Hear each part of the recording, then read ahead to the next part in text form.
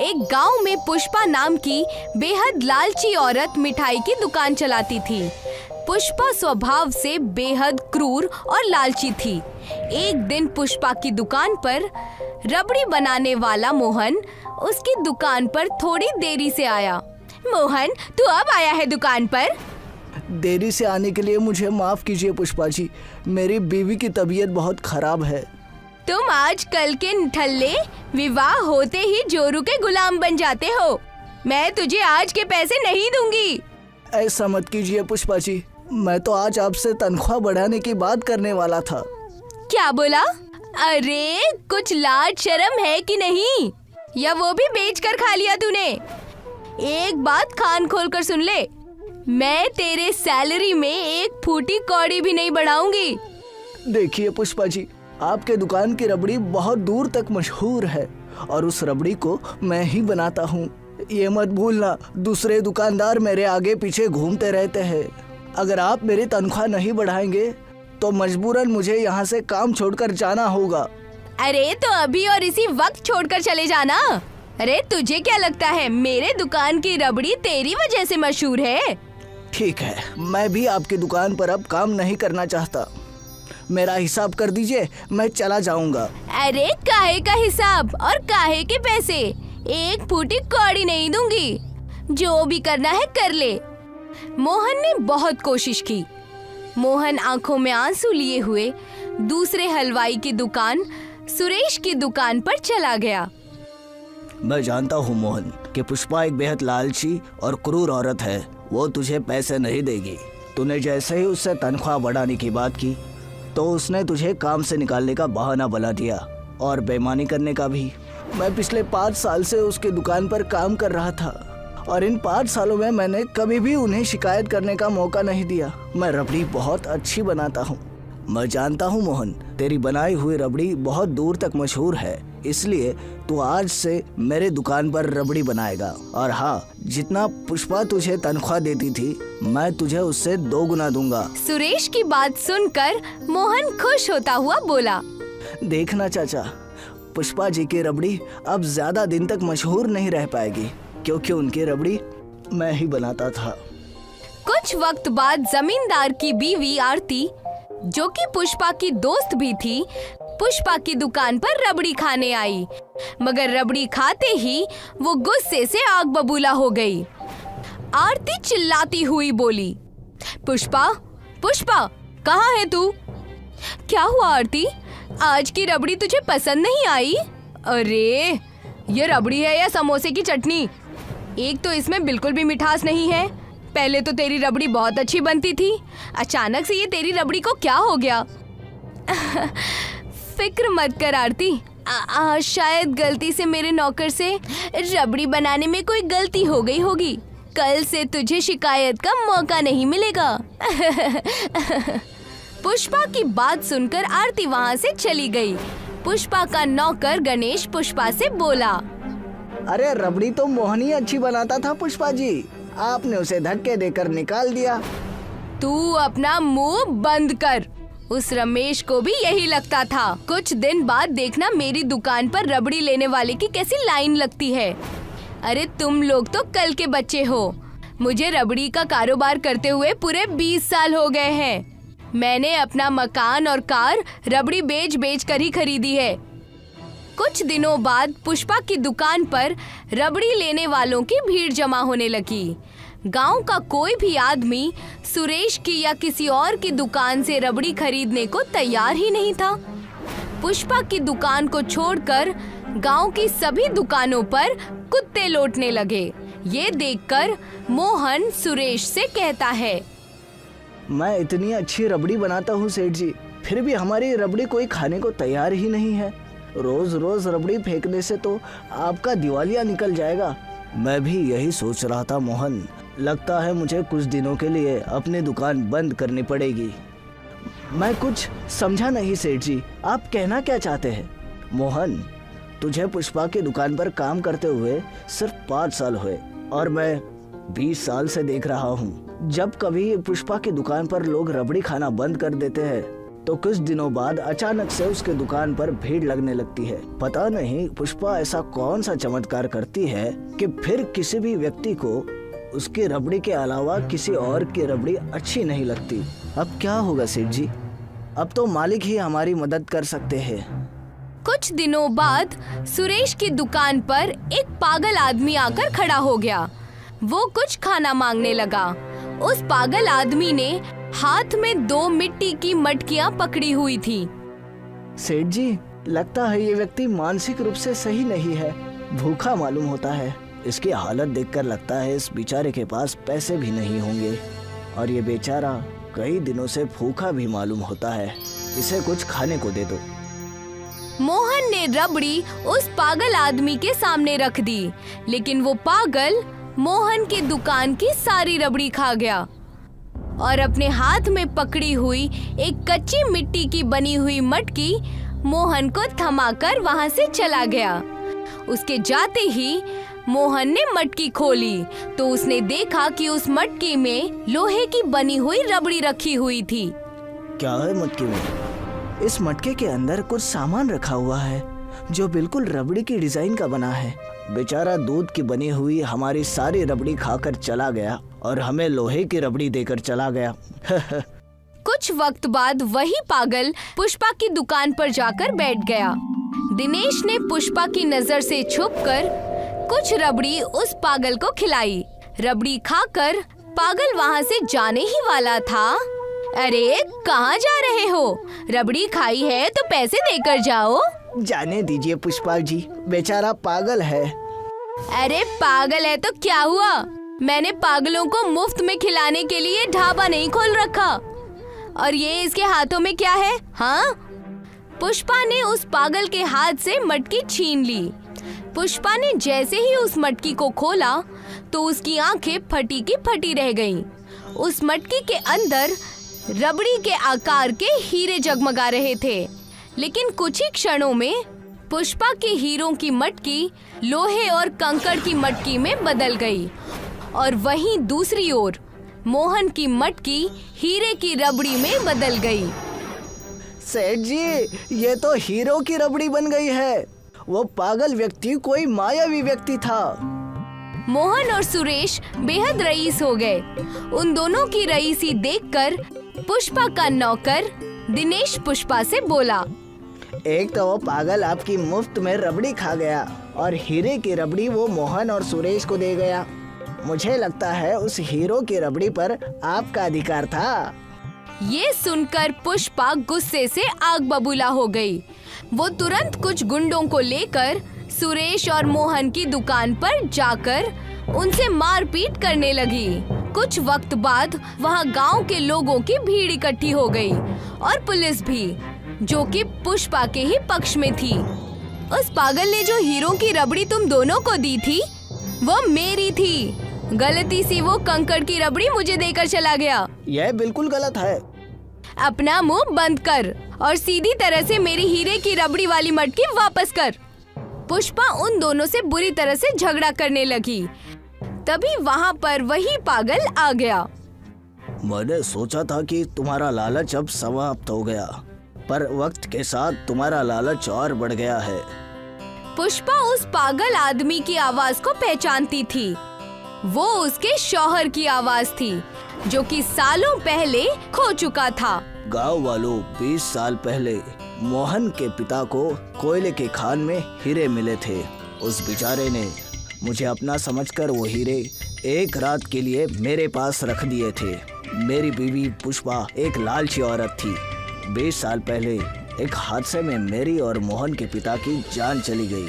तब से मैं मोहन को ये हीरे देने के लिए तरस रहा था, लेकिन पुष्पा के कारण मैं नाकामयाब रहा और मुझे पता था कि मुझे पुष्पा का लालच ही यहाँ खींच लाएगा। इतना कहकर अचानक वो पागल गायब हो गया। पुलिस ने पुष्पा को अरेस्ट कर लिया। पूछताछ के दौरान पुष्पा ने अपना जुर्म कबूल कर लिया। अदालत ने पुष्पा को उम्र कैद की सजा सुना दी। सोनपुर नाम के कस्बे में अनीता नाम की एक औरत अपने शौहर के साथ रसमलाई की दुकान चलाती थी। अनीता के दुकान की रसमलाई दूर दूर तक मशहूर थी। मगर अनीता और उसके शौहर विमलेश दोनों एक नंबर के कसाई स्वभाव के थे। उन दोनों का व्यवहार अपने ग्राहकों के साथ अच्छा नहीं था। एक दिन की बात है, सोनपुर कस्बे का ही अभिमन्यु नाम का एक लड़का अनीता के दुकान पर रसमलाई खाने के लिए आया। क्या बात है अभिमन्यु, आज बड़े दिन के बाद तुम्हें मेरी दुकान की याद आई? आज आपकी दुकान की बनी हुई रसमलाई मेरी बिटिया को खाने का बड़ा मन कर रहा था, इसीलिए चला आया। मुझे लेकिन कस्बे का एक आदमी बता रहा था कि तुम आजकल दूसरी दुकान से रसमलाई खरीद रहे हो। आप जिस दुकान की बात कर रही है वो दुकान तो मोहन चाचा की है। उन्होंने अपनी दुकान पर जबरदस्ती मुझे रोक लिया था, तो मैं मजबूरी में उनकी दुकान पर रुक गया था। तुम्हें क्या लगता है अभिमन्यु, मैं कोई बेवकूफ हूँ? अरे सीधे सीधे ये क्यों नहीं कहते कि तुम पिछली बार 50 रुपए उधार करके मेरी दुकान से चले गए थे, उसके बाद तुम यहाँ नजर ही नहीं आए। आज भी तुम मुझसे नजर बचा कर ही निकलने की कोशिश कर रहे थे ताकि तुम्हें 50 रुपए ना देने पड़े। अनीता की बात सुनकर आसपास के ग्राहक अभिमन्यु को बेहद गौर से देखने लगे। देखिए अनीता जी, मैं आपके और आपके पति का इज्जत करता हूँ, लेकिन इसका मतलब ये नहीं कि आप सारे आम ग्राहकों के सामने मेरी इज्जत उड़ाए। माना कि मैं गरीब आदमी हूँ, लेकिन इतना भी गया गुजरा नहीं हूँ कि आपके 50 रुपए भी ना दे सकूं। अनीता का शौहर विमलेश गुस्सा होकर बोला, कितनी बार कहा है मैंने तुम्हें कि गरीबों को अपनी दुकान पर मत चढ़ने दिया करो। पैसे देने के नाम पर ये हमें धमका रहा है। ये बिल्कुल गलत बात है कमलेश चाचा, मैंने कोई धमकी नहीं दी और ना ही मैंने पैसे देने से इनकार किया है। मैं तो बस ये कह रहा हूँ कि अनीता जी को इस तरह से मेरा मजाक उड़ाने का कोई हक नहीं है। पहले अपनी इज्जत तो बना लो। सारा गांव जानता है कि तुम एक मजदूर हो। महीने में 15 दिन तुम्हें काम मिलता है तो तुम्हारे यहाँ चूल्हा जलता है। अब सीधे से 50 रुपए निकालो और यहाँ से चले जाओ। अभिमन्यु अपनी जेब टटोलने लगा, लेकिन कुछ ही देर में अभिमन्यु के माथे से पसीने की बूंदें टपकने लगी। देख लिया भाईजान लोग, इसके पास एक फूटी कौड़ी तक नहीं थी, तब ये मान सम्मान की बातें कर रहा था और कस्बे के लोग हम दोनों को कहते हैं कि हमारा स्वभाव अच्छा नहीं है। मेरी बात का यकीन कीजिए, मुझे अच्छी तरह से याद है कि मैंने अपनी जेब में 100 रुपए रखे थे और सोचा था कि 50 रुपए की 2 रसमलाई बिटिया के लिए खरीद लूंगा और 50 रुपए पिछली उधारी के अनीता जी को चुका दूंगा। अरे अगर ऐसी बात है तो फिर पैसे कहाँ गए? सच तो ये है कि तू झूठ बोल रहा है, तेरे पास तो पैसे थे ही नहीं। मुझे लगता है अनीता, अभिमन्यु के पास पैसे हैं, लेकिन ये हम लोगों को देना नहीं चाहता, या फिर ये फिर से हम दोनों को बेवकूफ बनाकर यहाँ से चले जाना चाहता है।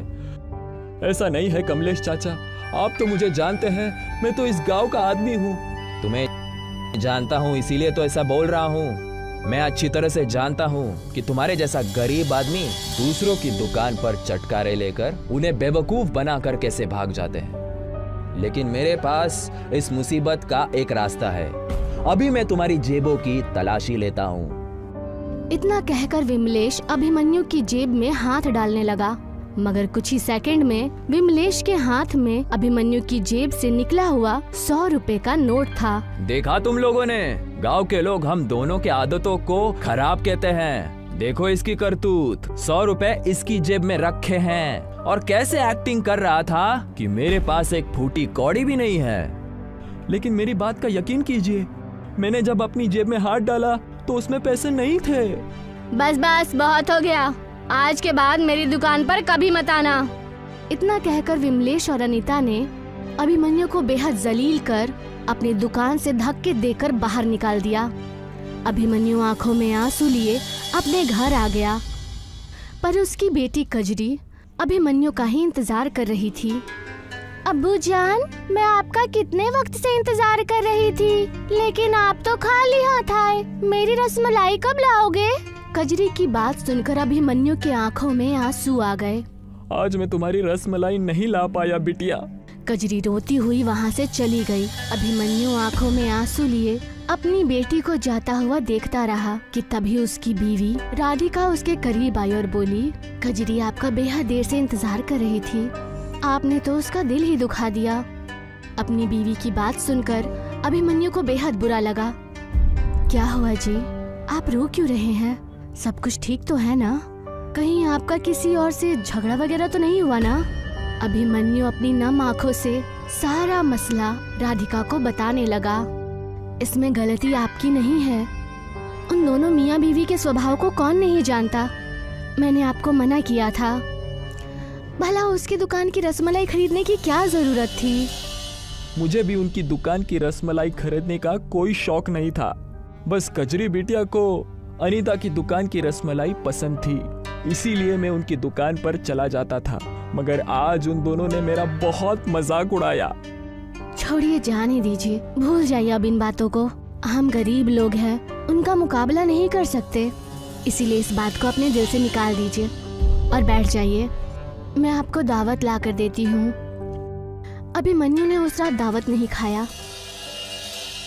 अगले दिन जब अभिमन्यु काम पर गया तो गांव का ठेकेदार जिसके यहाँ अभिमन्यु काम कर रहा था, उसने मजाक उड़ाते हुए अभिमन्यु से कहा, अभिमन्यु, मुझे तुमसे ऐसी उम्मीद नहीं थी। मैंने तो तुम्हें बहुत अच्छा इंसान समझा था, लेकिन तुम तो एक मामूली चोर निकले। ये कैसी बातें कर रहे हैं आप? मैंने क्या कर दिया? अरे कल की घटना किसे नहीं मालूम? तुमने किस तरह से अनीता और कमलेश चाचा को बेवकूफ बनाने की कोशिश की। तुम्हारी जेब में 100 रुपए थे, मगर तुमने जानबूझकर 100 रुपए नहीं दिए। भाई, तुम्हारा क्या भरोसा? कल तुम मेरी भी उधम पट्टी कर सकते हो। अब मैं तुम्हें काम पर नहीं रख सकता। बल्ली ने अभिमन्यु को काम से निकाल दिया। दरअसल अनीता और विमलेश ने अभिमन्यु को इतना बदनाम कर दिया था कि अभिमन्यु जहाँ से भी निकलता लोग उसका मजाक उड़ाने लगते। मगर अभिमन्यु की बेटी कजरी बेहद छोटी थी। वो अभिमन्यु से अनीता की दुकान की ही रसमलाई खाने की जिद किया करती। अभिमन्यु बिना जवाब दिए वहाँ से निकल जाता। कजरी रोती हुई छत पर जाकर आसमान को निहारने लगी। तभी उसकी अम्मी राधिका कजरी के पास आकर बोली, क्या कर रही हो बेटी? आज मेरा रसमलाई खाने का बहुत मन कर रहा था अम्मी, और मैं जानती हूँ कि अब्बू का मजाक गांव के लोग उड़ाते हैं। मुझे माफ कर दीजिए, मैं आपसे अब्बू से कभी रसमलाई नहीं मांगूंगी। तभी अचानक कजरी को आसमान से टूटता हुआ एक तारा दिखाई दिया। काश ऐसा होता अम्मी कि इस टूटे हुए तारे से ही हमारे घर में रसमलाई का ढेर लग जाता। कजरी ने इतना कहा ही था कि तभी आसमान रंग बिरंगी किरणों से नहा उठा और देखते ही देखते सैकड़ों तारे टूटने लगे। ये देखकर राधिका बुरी तरह से खौफजदा हो गई। मगर कुछ वक्त बाद वो टूटे हुए तारे आसमान से सीधे राधिका के घर के छत पर आकर रसमलाई के रूप में गिरने लगे। ये देखकर कजरी बेहद खुश हो गई, मगर राधिका बुरी तरह से खौफजदा हो गई। कजरी उन टूटे तारों की रसमलाई खाने लगी। उसे मत खाओ बेटा, पता नहीं वो क्या है। राधिका ने इतना कहा ही था कि तभी एक टूटा हुआ तारा दोबारा जमीन पर गिरा। उस तारे ने एक बेहद खूबसूरत आदमी का रूप ले लिया। अभिमन्यु चुपके से ये सब देख रहा था। वो तुरंत ऊपर आ गया। वो सुंदर आदमी अभिमन्यु की ओर देखकर बोला, घबराओ मत अभिमन्यु, मैं एक जादुई तारा हूँ और तुम सबकी मदद करने आया हूँ। लेकिन हम कैसे यकीन कर ले कि तुम एक जादुई तारे हो? जब कल तुम्हारा सारेआम अपमान हो रहा था, तब मैं इस बात को जानता था कि अनीता और कमलेश ने जानबूझकर तुम्हें बदनाम किया था। हमारे जादुई तारों में रहने वाले लोग रसमलाई को बहुत पसंद करते हैं। तुम्हारी बदनामी हमारी बदनामी है। आज के बाद धरती पर जादुई तारों की बनाई हुई रसमलाई बिका करेगी और उसे तुम बेचोगे। ये मेरा हुक्म है। इतना कहकर वो आदमी वहाँ से गायब हो गया और सैकड़ों तारे अभिमन्यु की छत पर गिरने लगे। देखते ही देखते अभिमन्यु का घर रसमलाइयों से भर गया। अगले दिन अभिमन्यु अपने घर के सामने उस रसमलाई को रखकर बेचने लगा। अभिमन्यु के घर पर कुछ ग्राहक अभिमन्यु के पास आकर बोले, ये क्या है? रसमलाई है भैया, ठीक है एक दे दीजिए।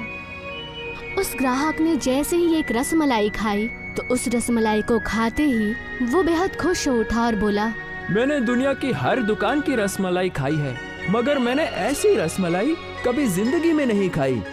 कुछ ही दिनों में अभिमन्यु के घर पर कस्बे के लोगों की और बहुत सारे लोगों की रसमलाई खरीदने के लिए भीड़ लगने लगी।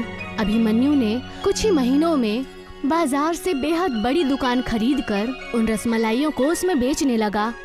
लेकिन ये बात विमलेश और अनीता को बिल्कुल पसंद नहीं आई।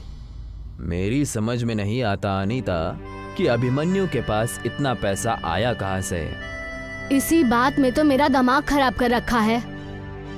कहीं हमने उससे बदनाम करके कोई गलती तो नहीं कर दी? अरे हमने क्या गांव के किसी आदमी को पहली बार जलील किया है? आज हम दोनों मियाँ बीवी नजर रखेंगे।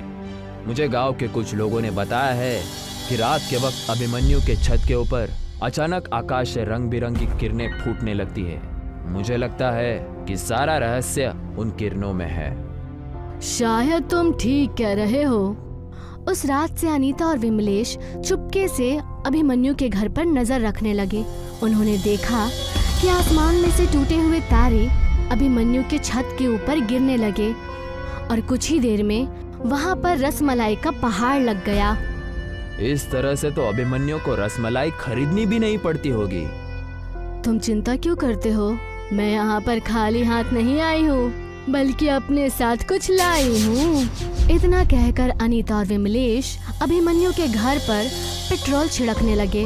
मगर जैसे ही उन दोनों ने घर में आग लगाने की कोशिश की, वहाँ पर अभिमन्यु आ गया। ये तुम दोनों मेरे घर पर क्या कर रहे हो? अभिमन्यु को सामने से आता देख विमलेश बेहद बुरी तरह घबरा गया। लेकिन अनीता बेशर्मों की तरह अभिमन्यु से बोली, तुम्हें दिखाई नहीं दे रहा? तुम्हारे घर पर पेट्रोल छिड़क रहे हैं। क्या? लेकिन हमने तुम्हारा क्या बिगाड़ा है? तुम्हारी वजह से हमारी रसमलाई की दुकान डूब गई है। अब मुझे सीधी तरह से बता दो कि ये सब क्या है। कैसे तुम्हारे घर के छत पर टूटे हुए तारे गिरते हैं और रसमलाई में बदल जाते हैं? नहीं, वो मैं तुम्हें नहीं बता सकता। तभी राधिका और कजरी वहाँ पहुँच गए। अभिमन्यु, ये दोनों यहाँ क्या कर रहे हैं? तुम्हें पता है, ये दोनों हम दोनों के घर को आग लगा रहे थे। तुम दोनों को शर्म नहीं आती ये घटिया हरकत करते हुए? तो अब तुम दोनों की औकात इतनी बढ़ गई है कि तुम मुझसे सवाल करोगी, हाँ? अचानक आसमान से रंग बिरंगी किरणें फूटने लगी, जो अनीता, विमलेश, अभिमन्यु और राधिका के ऊपर गिरने लगी और देखते ही देखते वो सब गायब हो गए।